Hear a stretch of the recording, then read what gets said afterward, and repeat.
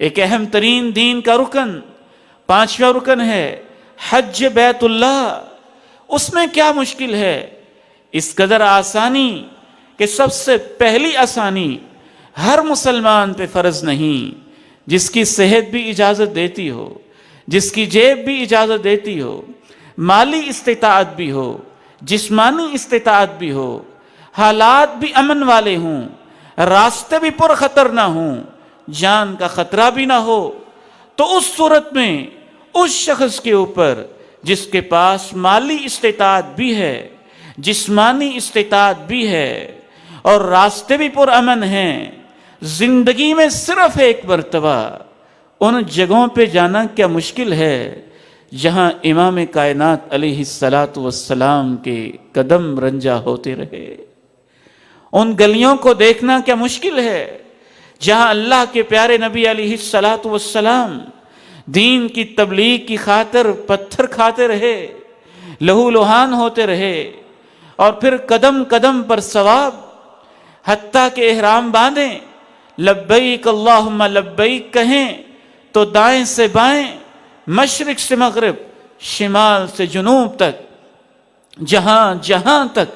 درخت پائے جاتے ہیں، جہاں جہاں تک مخلوقات پائی جاتی ہیں، وہ سب بیک آواز ہو جائیں کہ اللہ اس حاجی کو معاف فرما دے۔ وہ اس کے ساتھ تلبیہ بلند کر رہے ہوں، لبیک کے زمزمے اور ترانے اس کے ساتھ گا رہے ہوں۔ مزید یہ بھی آسانی رکھ دی، بعض خاص صورتوں کے اندر،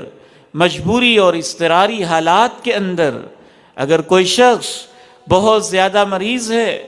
بہت زیادہ اپاہج ہے، بہت زیادہ کمزور ہے، جسمانی طور پہ استطاعت نہیں رکھتا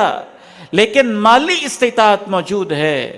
فائنینشلی وہ افورڈ کر سکتا ہے، اس کے لیے آسانی رکھی، وہ اپنی جگہ پہ کسی اور کو بھیج سکتا ہے۔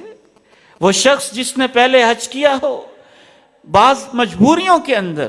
اللہ رب العزت نے اس حد تک آسانی رکھی، اور بعض ضرورت مندوں کے لیے اتنی بھی آسانی رکھ دی کہ اگر اس کے پاس استطاعت موجود ہے وہاں تو پہنچ گیا ہے، بعض خاص اعمال وہ خود نہیں کر سکتا، اللہ نے کہا وہاں پہنچ کر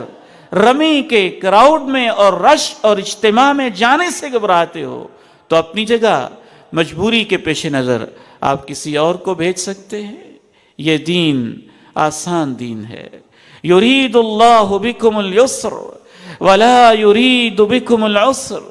اللہ تمہارے ساتھ آسانی کرنا چاہتا ہے، رب العالمین تمہارے ساتھ تنگی کا معاملہ نہیں فرمانا چاہتے ہیں۔